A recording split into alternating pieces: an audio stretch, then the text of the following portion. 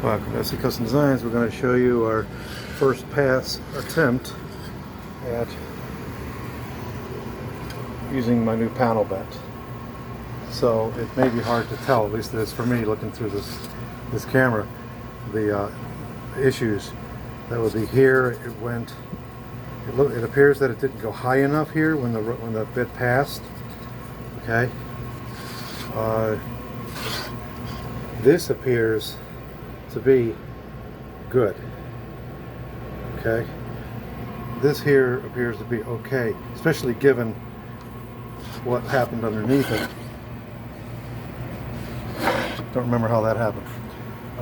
He appears to be mostly okay. So it's really this piece here, and what we can account, how we can account for that is probably that this piece is rocking a bit, so it's not flat.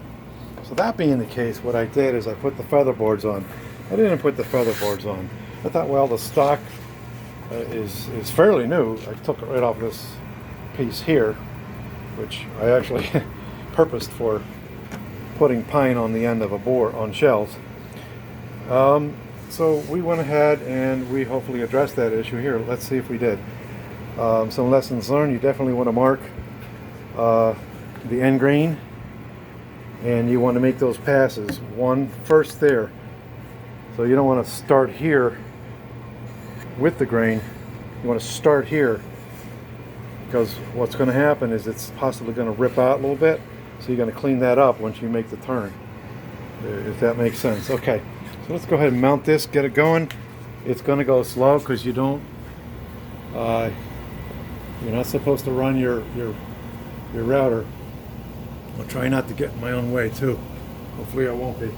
But you don't want to get the bit overworked, the motor. So my particular router, by the way, is a Skill. It's the 1830 version, and they want this at the setting of 3, which tells the router how many RPMs to go, which I think it's 1200 RPMs for using this bit for my purposes, my general purposes now. So let's put our ear protection on, and hopefully we'll get this done before I have to leave the wood shop. Alright, sorry about that moving, guys. Hopefully I'm not going to be in the way.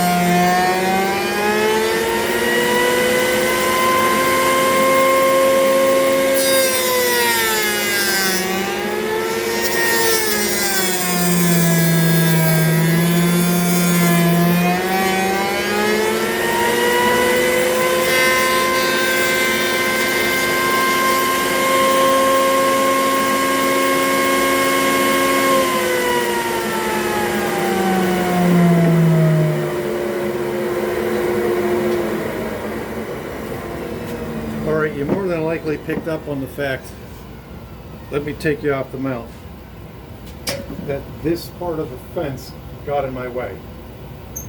I'm going to move him over just a bit. Now, in theory, he's moving in parallel, right? But we have to move him in. Let's unplug the router. Always do that. I have a safety crate system as well, by the way, but let's unplug the router. Make sure that's not in. And then what you are to do is to take the roller and put him here. And just let that guy go in toward the shank. There's no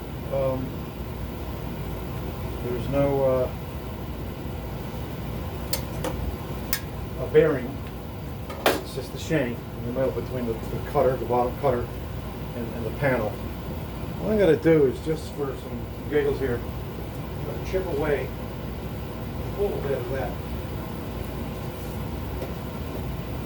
fence, so because I don't want to hit that again and stop. Just chip away it a little bit.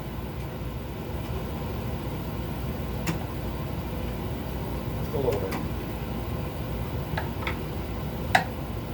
On the fly adjustment here, I know. So let's see what that'll do for us.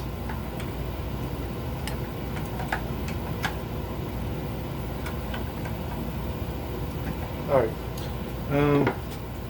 So again, let's take you off here.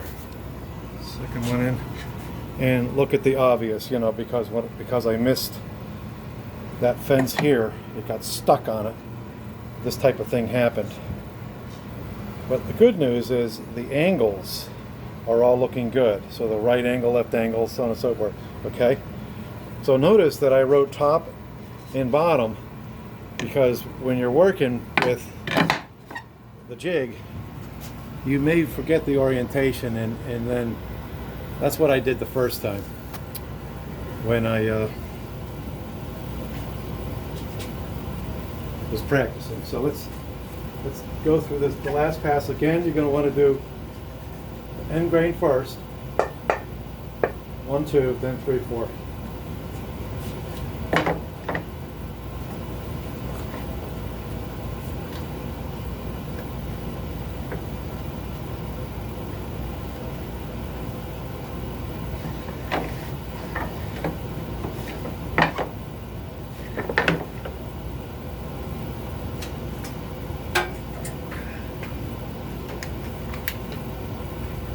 Think about your safety, okay?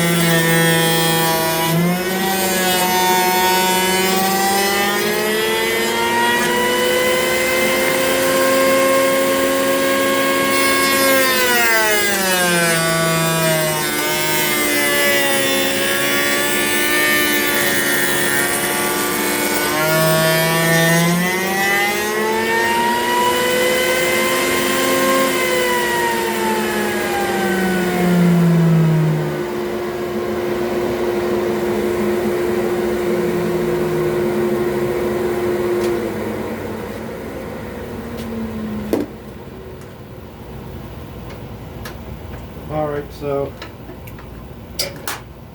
that definitely went better. Chipping away at the outfeed fence definitely helped me. As we look at this, let me turn my LED back on.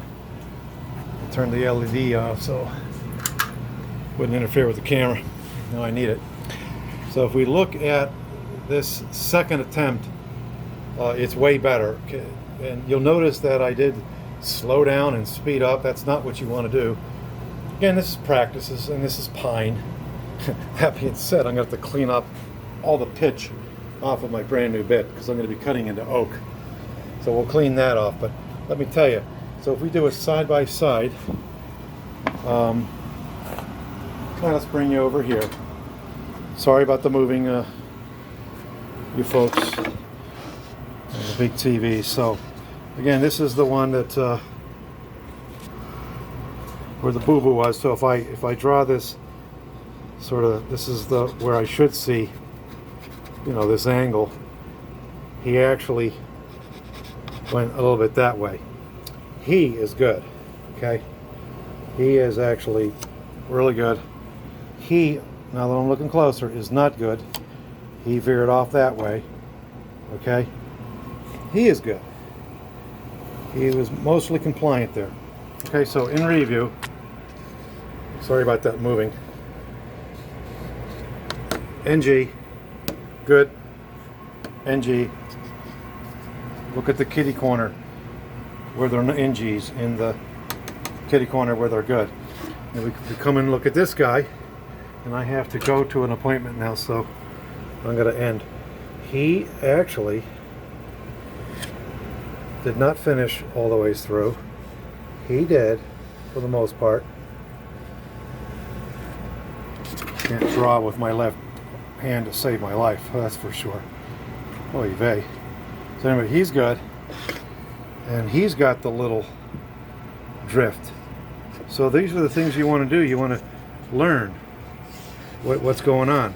So again, I sped up, I slowed down, and he is not flat. As much as I tried to use my feather boards to push it down, he wasn't flat. So that's that. Not a bad first attempt, better second attempt, but I have to get better before I start eating into my oak for this table. Thanks for watching, guys. Take care, God bless. SC Custom Designs.